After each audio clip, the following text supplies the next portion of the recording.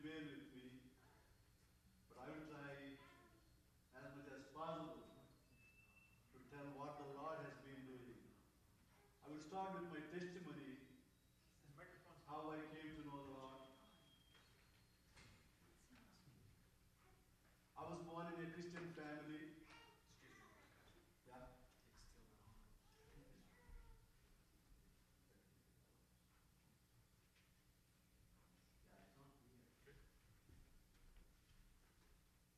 My parents were first generation Christians. The Baptist missionaries came to our parts of India. They started schools, hospitals. And the Indian system is such, if you are born into such a caste, we have a caste system in India, a four-tier system. And we come from an untouchable community. So we have been suppressed for thousands of years. And we are not supposed to go to schools and have education. I still remember my grandparents, my grandfather, who never wore a shirt. He was a cobbler. Cobbler is a shoemaker. So he was so poor. But thanks to the missionary efforts, they came to our parts. They started schools. Where my parents, they went to school and they became teachers. Because they had education, they were respected in the village because they are the only educated people in that village. Because my parents were Christians, they brought us up in that atmosphere that every day we had family Bible altar. My mother would not give us breakfast if we don't read our Bible. So in such atmosphere we grew up. But I don't know what was wrong. I never heard the word of salvation until I was 18. But one brother who came to know the Lord, who was saved in our village, he shared that, being born into a Christian family doesn't make anybody Christian. One must be born again. That was something like Greek and Latin for me, being born again. But as I had this habit of reading my Bible every day, after finishing, my father being a primary school teacher in a tiny village, he used to challenge me, son, you should become a top officer in the government so that you can help the poor people to come up in life. So I pursued my education. I went to the university. I did my MA in linguistics. And then I took up that exam and I went for an interview in our capital city, Delhi. Just for want of time, I was looking for a small portion in the Bible. I tumbled at the book of Obadiah. I don't know how you spell it. So, as I was going through, I came to verse 4. It says that, I will build my nest above the skies. Even if you build above the stars, I will pull you down. I was going for an interview for a top post. I got through the exam, and this was the next step. I will become a top officer in the government. But that was a verse that spoke to me straight into my heart. It was like a thunderbolt on my head. Am I aspiring to become a top officer and try to help poor people? I went back to my room, and then I was reading my Bible again. When I came to Jeremiah book, chapter 2, verse 5, it says that, what iniquity have you found in me that you have gone far away from me? What iniquity is there in Jesus Christ? He is sinless. He was so pure. Why I was living away from Him? And when it comes to verse 12, it says that, you have hewn cisterns that doesn't hold water. It's me who was doing that. So at the age of 18, as a student in the university, I gave my life to Jesus Christ. And afterwards, I was being invited because of my linguistics background, I was being invited to be a Bible translator. We had Bible for 200 years, but the language, like King James Version, was not easy for non-Christians to understand that. So one American missionary came to India and he learned the language, he initiated that project, and he invited me to be on the team of the translators. I was on that team. It was such a rich experience for me. They were having an experience as old as I was. I was at just 25. I just finished my university education and went to be a Bible translator. And then in 1977, Transworld Radio, if any one of you are aware of that, Transworld Radio, TWR built a powerful transmitter in Sri Lanka, in the tiny little country down Indian subcontinent, Sri Lanka. And they were producing broadcasting programs into the subcontinent of India in all the major languages. And Vernon McGee, if you know Vernon McGee of Through the Bible, so I had an opportunity as a young man to produce his programs in our language called Telugu for 2 terms, 10 years. Every day for half an hour, producing the Bible programs, teaching the Word. 83%, 85%, 95% of the people are non-Christians, either Muslims or Hindus. It's a predominantly Hindu nation, and we cannot reach those people because of these caste barriers. So Lord gave us the tool to reach their homes with the glorious gospel. So as a young man, I had this opportunity to produce radio programs half an hour every day. And millions of people were reached in those years. It so happened, one day, one tribal man, I don't know how many of you understand if I say tribal man, a bushman, like your native Indians. He walked into my office in the city. He was having feathers on his head. He doesn't have a shirt. He was having a radio to his shoulders. He was having saffron, different colors on his forehead and all over his body. He is a soothsayer. He is a palm reader. He is a face reader. That's his living. But he walked into my office and said, "Sir, I listened to your radio programs. I came to see you."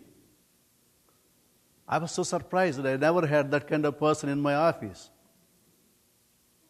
"Do you believe in Jesus Christ?" I asked him. "Yes, sir, that's why I came here," he said. "Well, if you believe in Jesus Christ, you should not be doing this thing."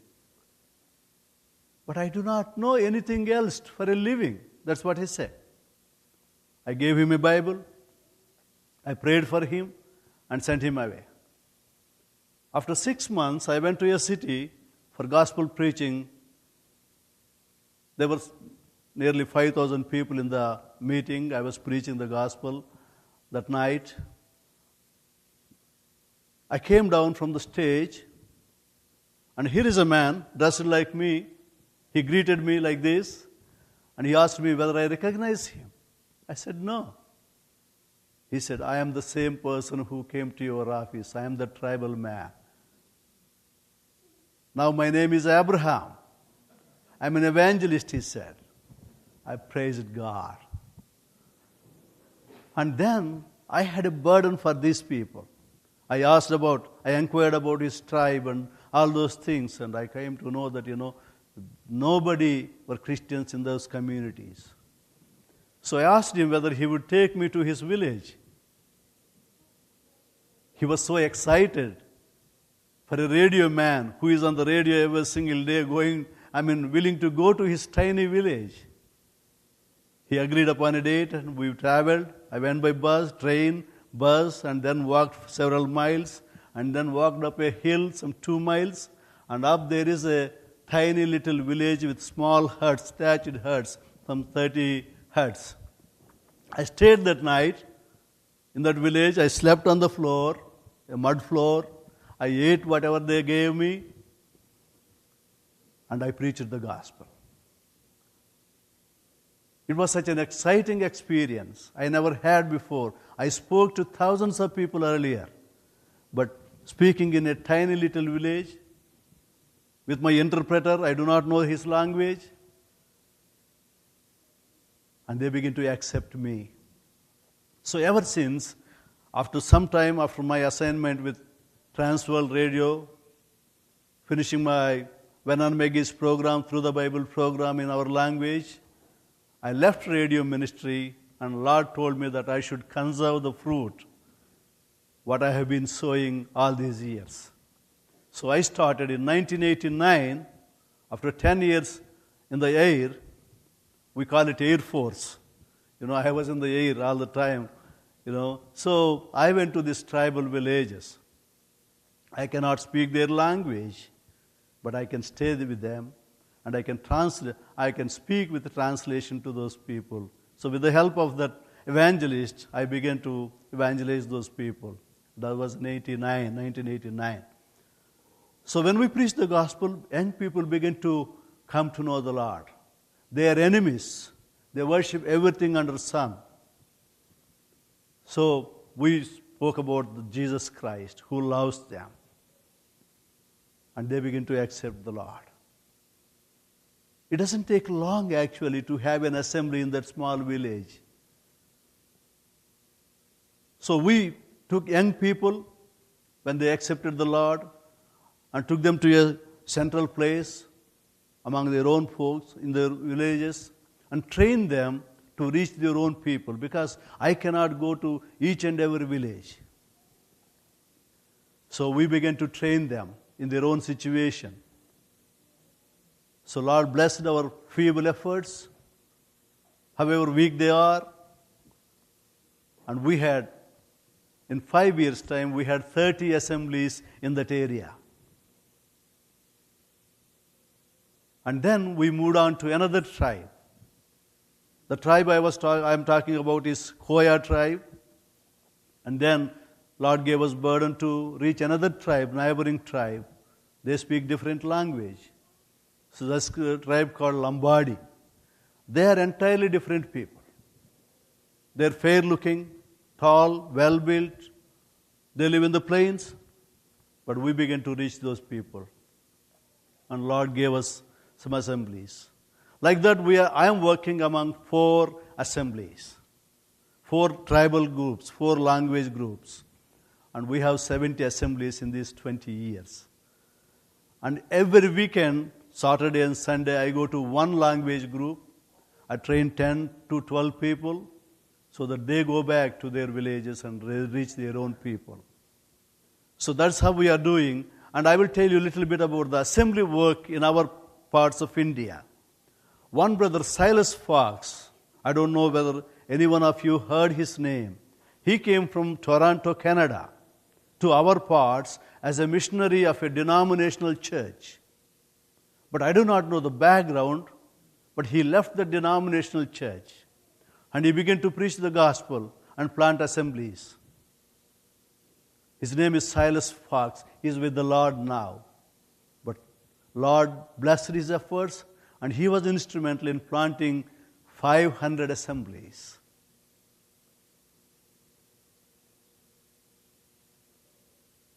Do you get the point, what I'm saying?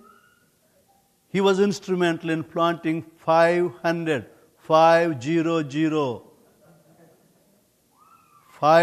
assemblies in our part of India, not all over India, just in our state. Now we have more than 1,000 assemblies. We have a strong and vibrant assemblies in our part.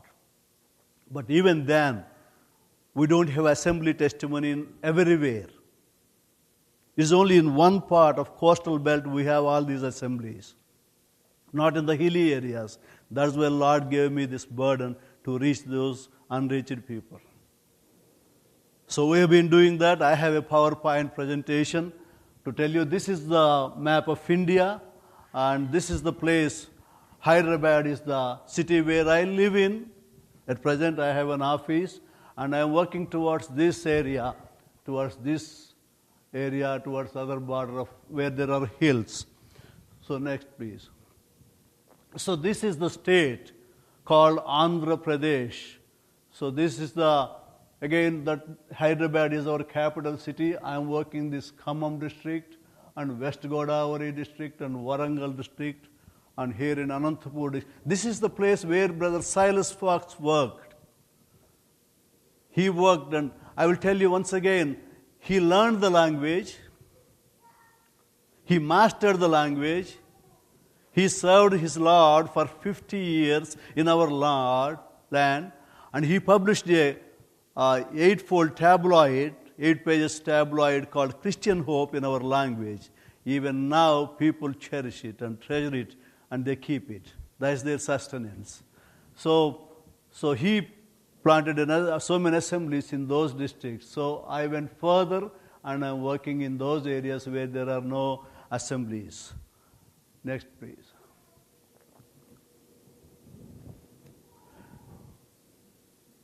Can you compare your chapel to that of that assembly hall there, Lawrence Chapel? Any comparison? But believe me, 100 believers gather in that small hall, and 150 young kids come for Sunday school from different villages around. They come to the assembly for Sunday school, walking 5 miles every Sunday without shoes. So that's how, if I ask you, any of my American brethren to sit on floor for 3 hours, that will be punishment, isn't it? But how we sit on the floor for 3 hours, no break, no coffee break. At a stage from 10 to 1, our meeting goes on. People are hungry, they love the Lord. And here is an assembly at a place called Peddamattapalli.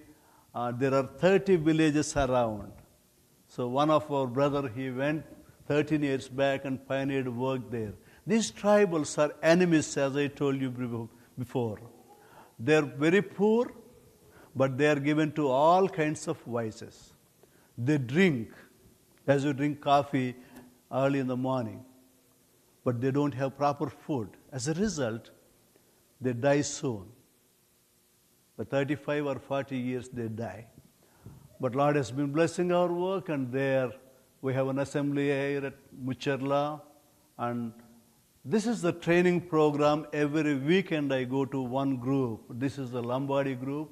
So we train them, we teach them simple things, basic facts about Bible, God, Christ, and how to share the gospel with others. So these are the things we have been teaching.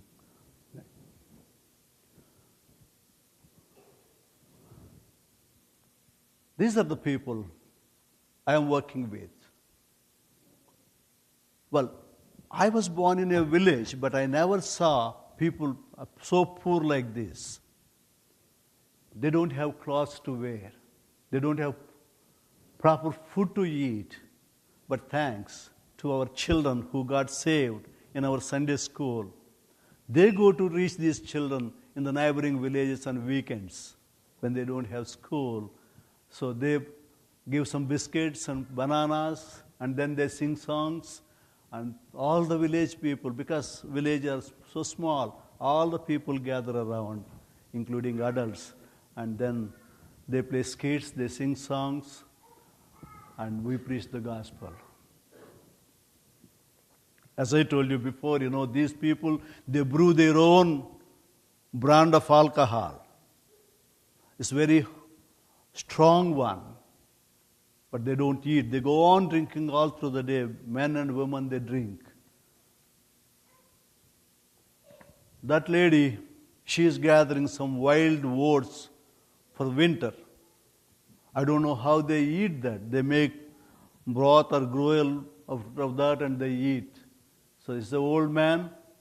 When we went there, he was there listening to the gospel. So that is their lifestyle. That is the houses. By Dave Penny could identify those with African people. That is their lifestyle. So that's how they live. These are the people, the tribals without clothes and, drunkard, and yet we try to preach the gospel to them. Next, please. So these people, Dave was saying that, same like African people, they dance, they drink. Women, they drink and dance all through the night, and they like drums. This is drum music. We don't have that kind of thing in our other areas, but these tribals, they are known for these things. That is their social life. Next prayer. So we reach, we go to them. We don't bring them to us. Rather, we go to them. That's what the command of Lord Jesus Christ is. Go into all the world. We go there, we identify with them. So those are their huts where they live. And this is a lady taking care of her grandchildren or children, I don't know. And these are the children in the small village. And young people, they are listening eagerly to the word of God. Next verse. And somebody said aptly that empty stomachs doesn't have ears. That is true. So we cannot just preach the gospel and just come away, forgetting the realities, life realities. So we began, so young people, as I told you earlier, kids come to Sunday school walking 5 miles or more without shoes. So we started a feeding program on Sundays at least, if not other days. So every Sunday is a feasting day for the children. So we provide 150 children and adults food on Sundays. This is at one place, not everywhere.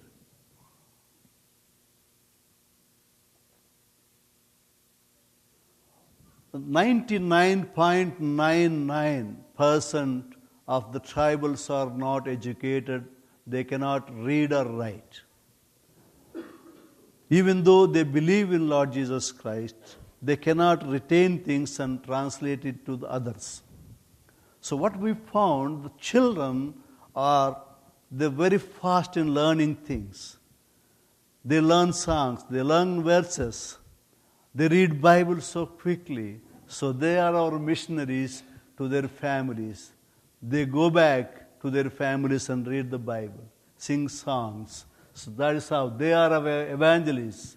They are our missionaries among the tribal people. So children are a real blessing for us in the ministry.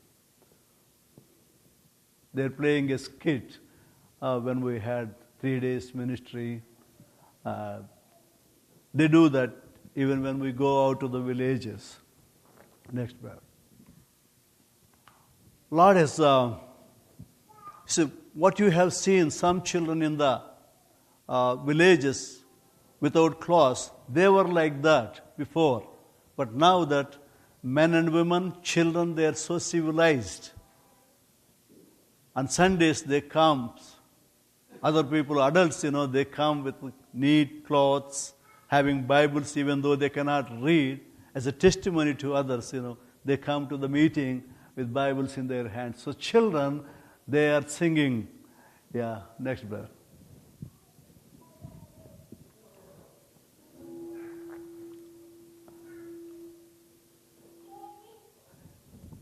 Is there any audio for this?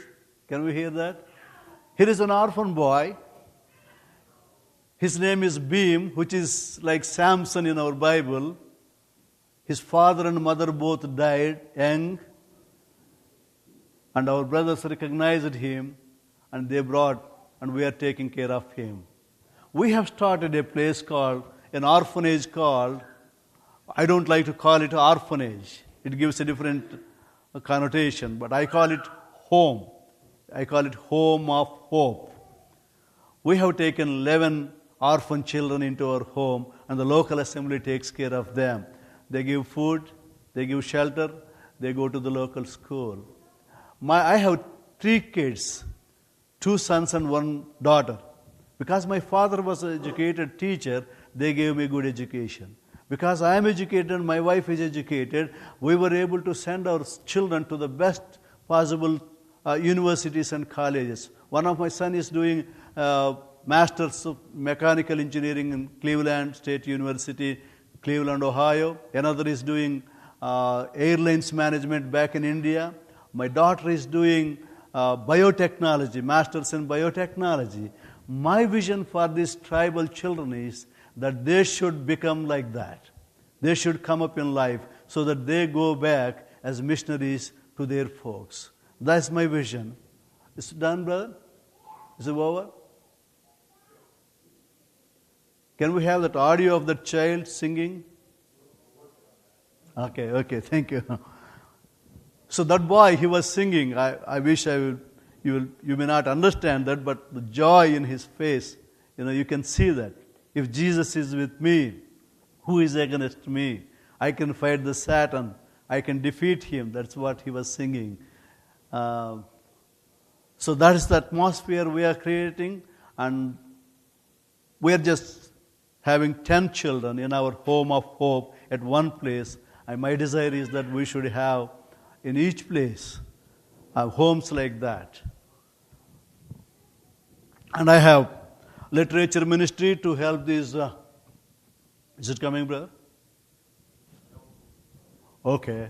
Leave it. Okay. So, training and planting assemblies among 4 tribal groups. Yeah, we distribute children and adults, old people, widows, clothes during Christmas time. It costs $5 to distribute clothes. This is an interesting story I will tell you about this young lady. Because so many people are coming to know the Lord from the tribals, Hindu fundamental groups are not happy with that. They're training their own forces to reconvert them from Christianity. So they sent this girl to one of our villages where we are having an assembly to reconvert these tribal people.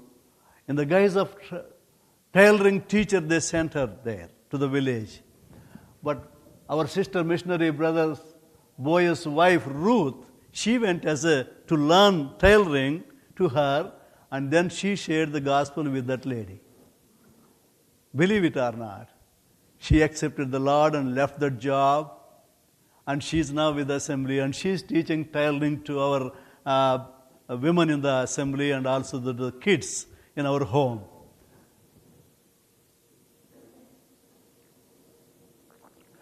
So that's Brother Boaz, who is working among this Koya tribe. That's Brother Amrutrao and his wife. And that's Sanjeev Rao. This is Prasad Naik. This is another tribe. This is another tribe.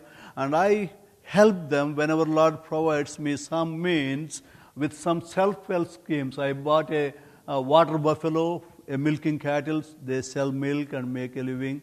And I bought this, we are still in Middle Ages, medieval periods, We bought a bullock cart for this man.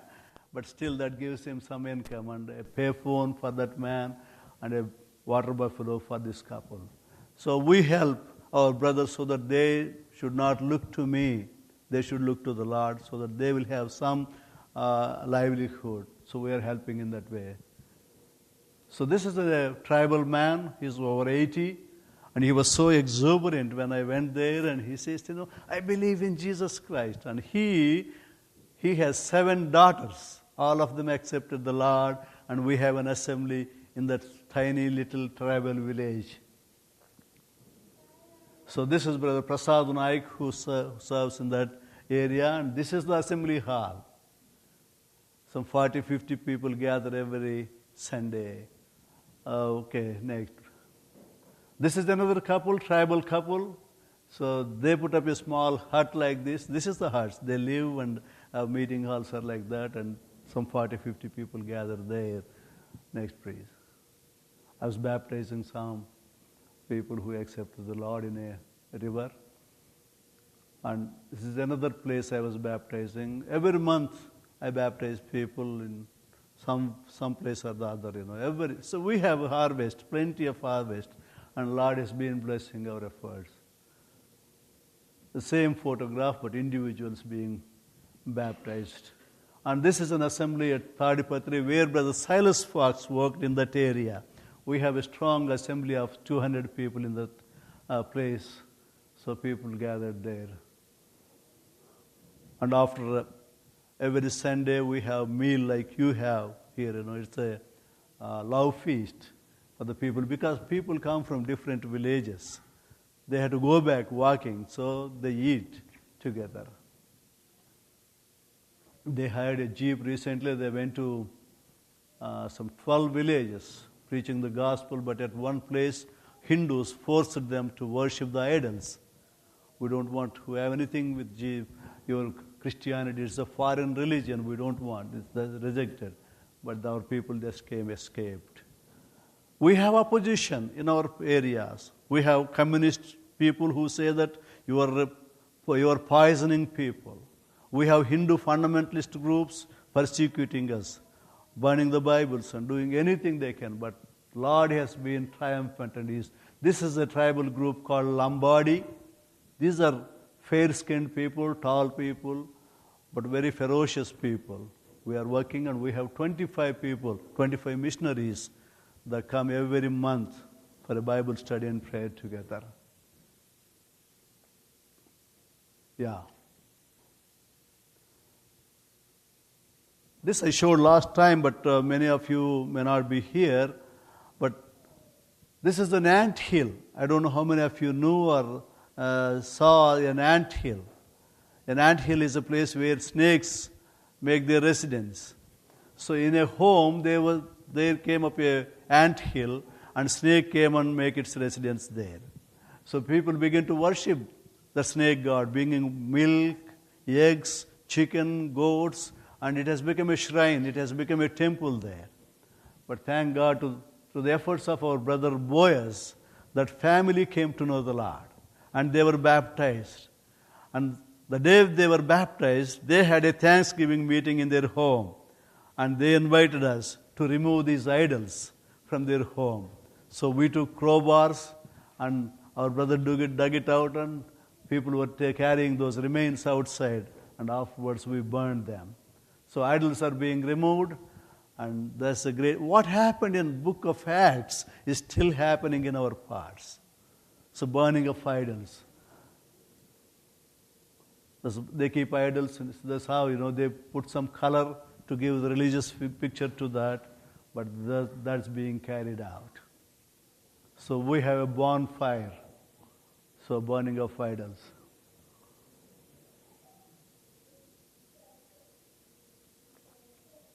Okay. So next, I have literature ministries. As I told you, I did Vernon McGee's Through the Bible program, and I began to write simple Bible guides for village people and new Christians. So far, from Genesis onwards, I published some 52 Bible guides, ranging from 40 pages to 300 pages. But my vision is to bring out 6 volumes on the 66 books of the Bible. This is the first of its kind. We got it in July. So there is 856 pages, and we never had this kind of thing. It's a great blessing for people. But the people whom is intended, they are not able to pay for it. It costs only $10. But the village people, they cannot afford to pay for it. But it is a great blessing for people. And besides that, I have now a television program once a week. Again, my burden is teaching people systematically from Genesis onwards. I have taken a series called Christ in Each Book of the Bible. So I finished Pentateuch, and I did some books of the historical books, and I came here. When I get back, I should do other books. So, brothers, thank you very much for your time. I appreciate your prayers. As an assembly, as an individuals, as a families, you can pray for these ministries. There's a great work to be done. We have assembly testimony in 70 villages, and my vision is that we should have 300 assemblies among these 4 tribal groups in my lifetime. It is possible. It's not impossible. If one man, Silas Fox, could initiate work in 500 places, So I can do that, I think. See, it's God who strengthens us. So I will appreciate your prayers as an assembly, or as individuals, as families. You can pray for the orphanage ministry, Home of Hope, literature, television, and assembly work. Thank you very much.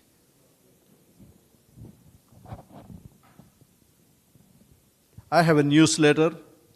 It's placed there at the back. You can pick up one.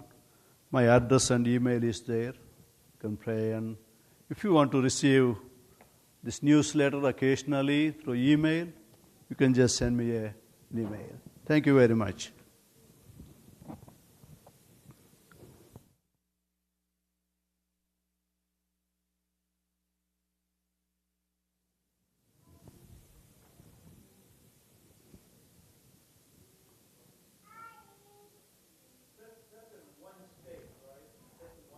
Right. One state and in small area, one state. We have 25 states. It's only one state, again, that in the little part of that state. In one state, again, in that we have three different geographical regions. One is coastal plain. Most of the assemblies are in the coastal plain. We have Deccan Plateau, is all hilly country. That's where I am working now, where there are no assemblies. We have another dry area. We have some assemblies there. Yeah. What is the population of that state? It's 80 million. The second largest language group in India, next to Hindi. Yeah. What kind of opposition do you face?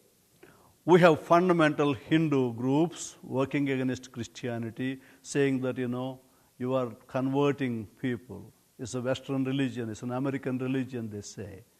So you should not do this kind of thing. They burn the Bibles, they tear off the Bibles whenever we go for preaching. They beat people. Every day, it's an everyday affair, actually. We encounter these people every day. And in the hilly areas where we are working, there are Maoist, Marxist extremists. They say that we are poisoning people. It's an opium. Religion is like an opium, they say. But our people, tribal converts, they defend us. See our lives, how we are changed. We live a clean life. So they are not spoiling us, they are changing us. We are living a better life. So they just keep quiet and go back. But we have witch doctors in each village, tribal village, and they oppose, but they cannot do anything. Do you broadcast now from within India? Not radio, but television. We are, for the last 2 years, we have 2-3 television stations are allowed, satellite stations. So we are doing that. But radio is not allowed. Yes, ma'am. No, they are hunters. Mainly they are hunters, but nowadays they are doing little farming, but they get very little yield from those farming. They are very poor.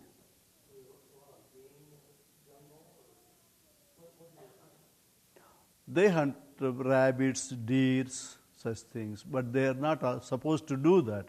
Government has a ban on that, but they do that because they live in the jungles. That is their territory.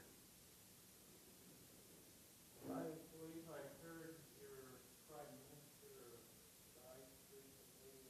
Our chief minister is like governor in your place. And so how is, I guess he was a friend or something. No, he was a Christian. He was an Anglican Christian. But recently, last year, I think he went to Israel and he was being baptized in the river Jordan. But his own uncle has been an evangelist among the assemblies for the last 60 years. His own uncle is father's older brother, and his own son-in-law is an evangelist. So now that he is with the Lord, how has that affected the ability to evangelize? Well, there is a big vacuum now, because he was such a charismatic leader, and everybody loves him so much because of his schemes. He introduced, I think, because of his Christian influence, he was able to introduce so friendly, poor friendly schemes, and they reached him. Never happened in history of India. Never we had such a governor like that in our history. He was a great man. And he used to identify with Christians openly. In a country like that, it's not that easy. But it's a great loss for us.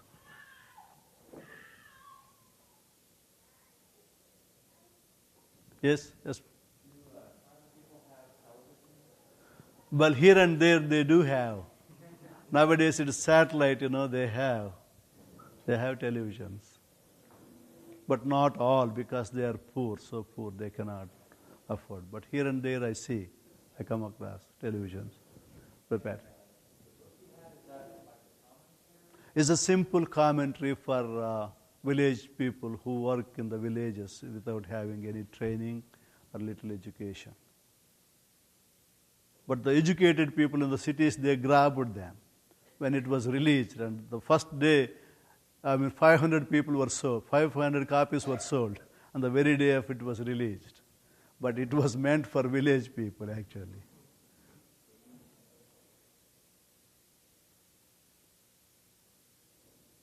Anything else?